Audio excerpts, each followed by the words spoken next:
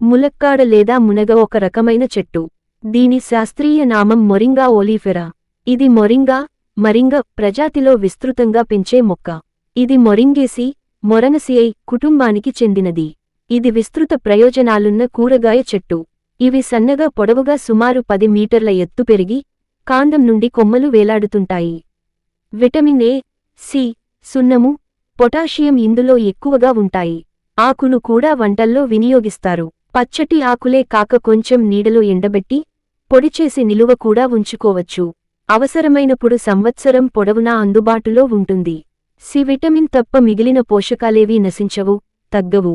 100 గ్రాముల ఆకుల్లో కాల్సియం 440 మిల్లీగ్రాములు, ఇనుము 0.85 మీ.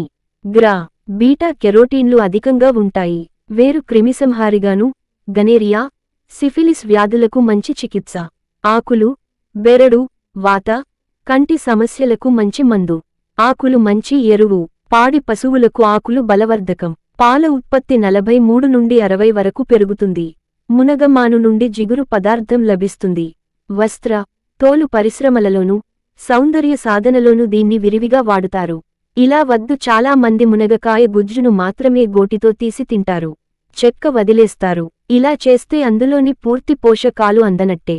చెక్కను నమిలి సారాన్ని కూడా తీసుకోవాలి. పెరడు ఉన్న వాళ్లు మునగ కొమ్మలను నాటితే 6 నెలలకే కాయలు వస్తాయి.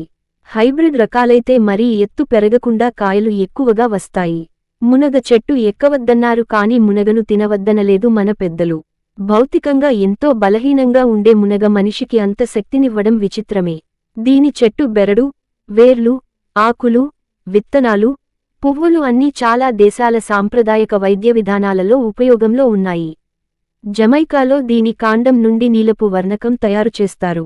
మునగ పువ్వులు పశ్చిమ బెంగాల్, బంగ్లాదేశ్లో బాగా ఇష్టపడే రుచికరమైన ఆహారం. అక్కడ దీనిని సోజన్ ఫుల్ అని పిలుస్తారు. వీటిని పచ్చి శనగలు, బంగాళాదుంపలతో కలిపి వండుతారు. ఈ వీడియో మీకు నచ్చినట్లయితే వీడియోని లైక్ చేసి సబ్స్క్రైబ్ చేసి శ్రీరాముని కృపను పొందగలరు. జై శ్రీరామ్.